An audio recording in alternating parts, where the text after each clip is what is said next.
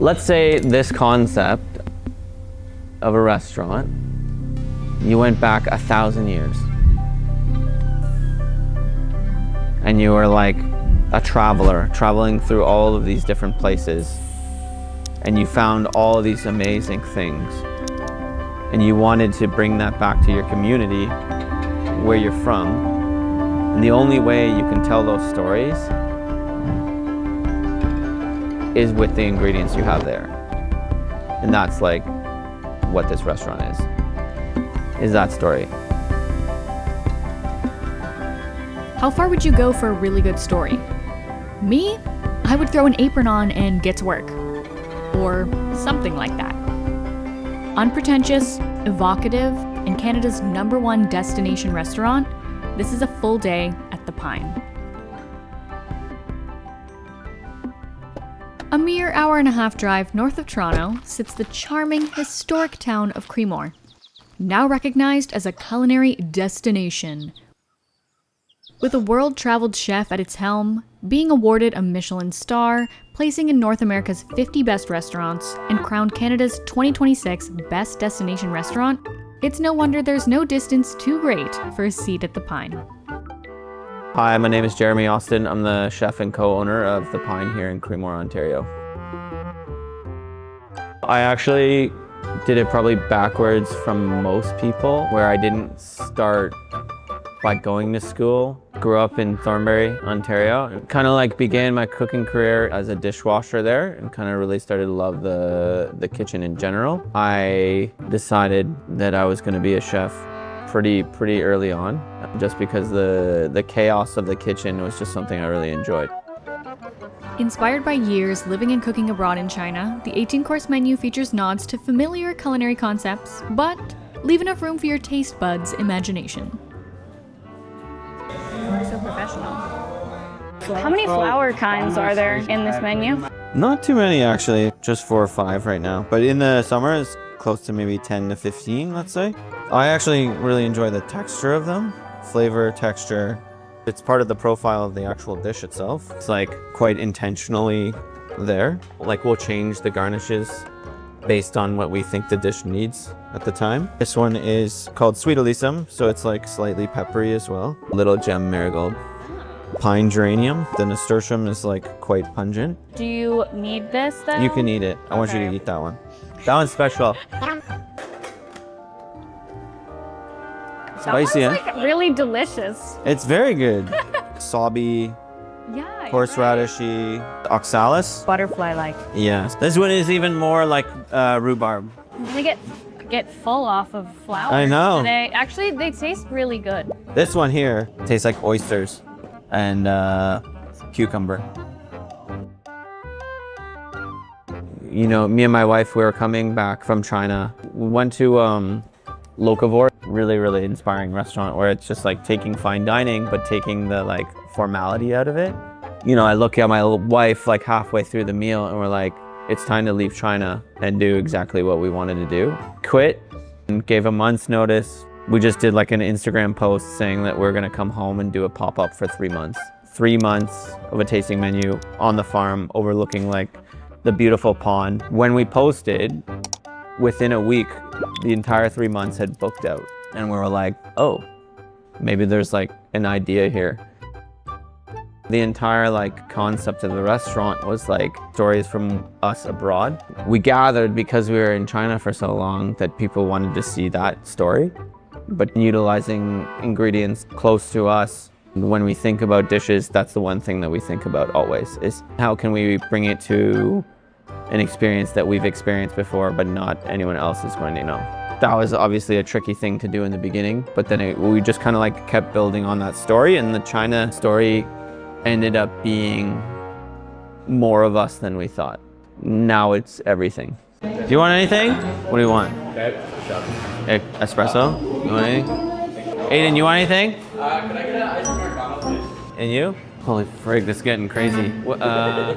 Macchiato, shaken espresso, iced latte. What do you want, sorry, again? Okay. A strong restaurant requires a strong team. Everyone has to be on their A game. And a strong team runs even better when fueled by some equally as strong caffeine.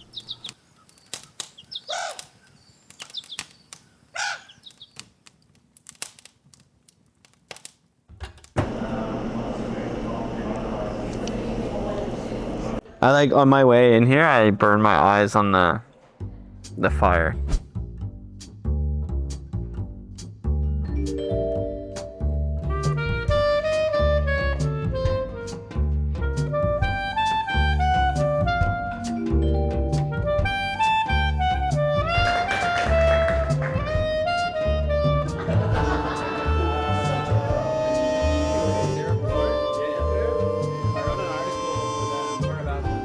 As 12 o'clock rolls in, the scene is set for act number 1. No one read it? Once you get the go-ahead from Chef Jeremy, you're gonna take this cleaver and you're gonna smack that bell, not too hard, okay? What bell? Oh shit. Okay. Uh-oh. Yay. Okay, everybody, welcome to the Pine. You're gonna enjoy your first snack up here with me. This is our all-dressed Cantonese scallop, inspired by 2 different things.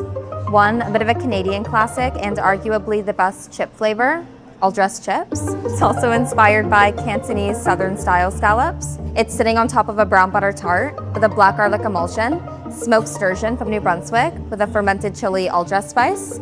You're gonna enjoy this guy in 1 bite, and then I'm gonna take you through our drawer here. This is chaga. It's a wild fungus that grows exclusively on birch trees. These are lamb scruncheon, smoked wax bean, Labrador tea, sweet gale, buckwheat, lilac, then you have honeysuckle, rosehip, chrysanthemum, marigold, heartnut, sweet fern, dried venison, elder catkin, dried sea lettuce, spicebush, black sunchoke, buckthorn, elderberry.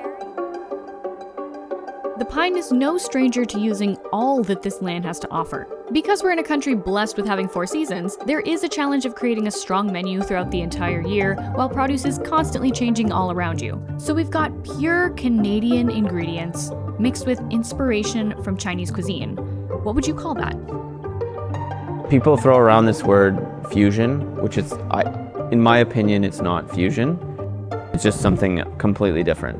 When you go to Hong Kong, you have Chinese cuisine integrating with British cuisine, and you have something that's uniquely only happening in Hong Kong. It's its own thing, and that's exactly what this place is. It's its own thing. You definitely can't find anything we do anywhere else. We're a tribute band to Chinese cuisine. Yeah, does that make sense, everybody? Yeah, we're a tribute band. Yeah.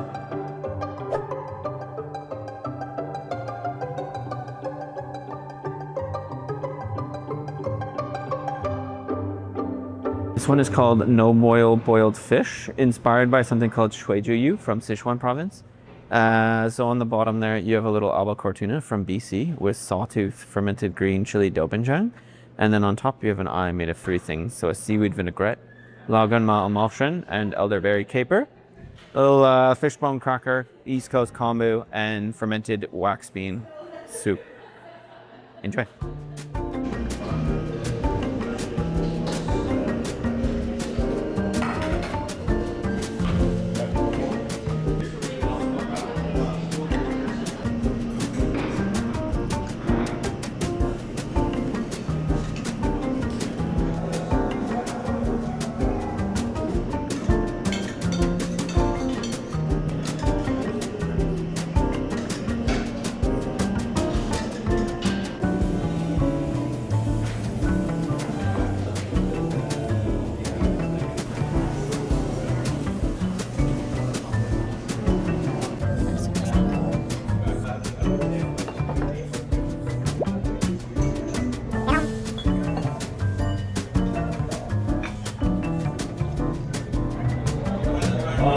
I don't know how you make carrots taste so good. That one's like, everyone's like, oh, that's the best. It kind of bothers us because we're like trying to out-compete this carrot dish and like we just can't. It's amazing. This one again? That's a duck goose. So another 90. Whoa. So rich. Like, almost like a duck, like poison. You're just getting fed over here.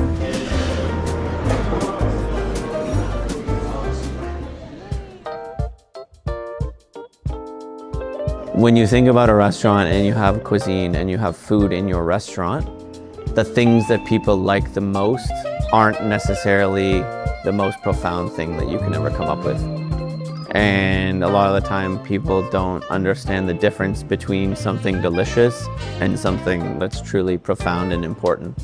There's one specifically, every restaurant I went to, I kind of adapted it, and it was a really easy dish to wow people. There came a time where it was like this restaurant was becoming something bigger than what we ever anticipated it to be. And we knew that we had kind of outgrown it and it was time to really say goodbye. If we didn't say goodbye, we wouldn't be able to progress forward and learn new things. It's like a safety net, and we kind of had to get rid of it because of that. Step into the abyss, let's say. And I won't tell you the dish. Yeah, no, I won't. Yeah, for sure. That was like a big part of what made me me. It held me back though, yeah.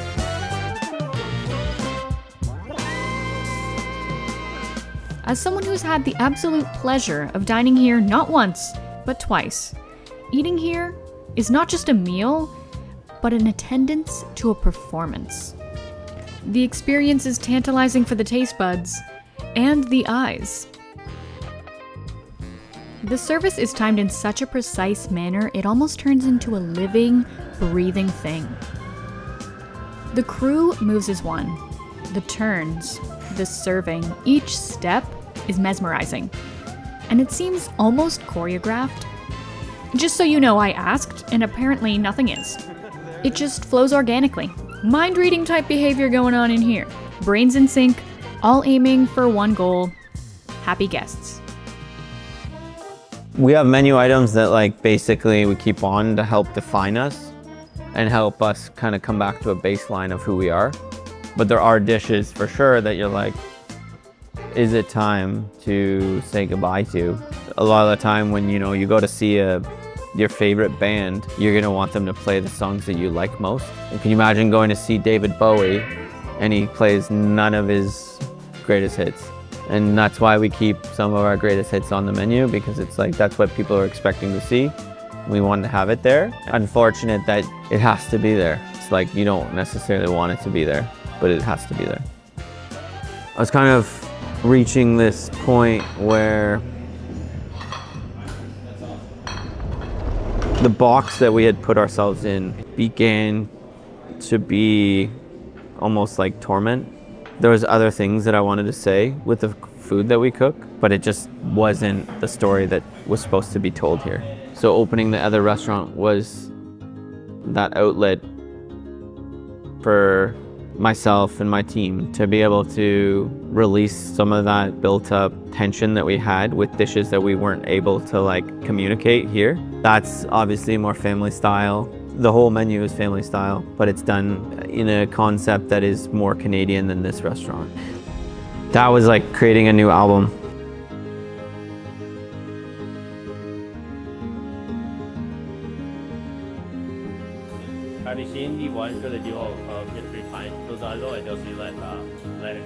Yeah, just make it with ketchup, make it with cran mayo, and that's good. The mayo's are the best. The story of our landscapes. It's a journey that leads you running through your imagination distances even further than the mere one you drove to get here. It can't be confined to one concept. When you think of the pine, you're not going to be like, oh, that's Chinese food. That would be the last thing that you would think. The pine is a special thing. Just a really unique story, and that's why when you come to the restaurant, it's just a super unique experience all around because of that, yeah.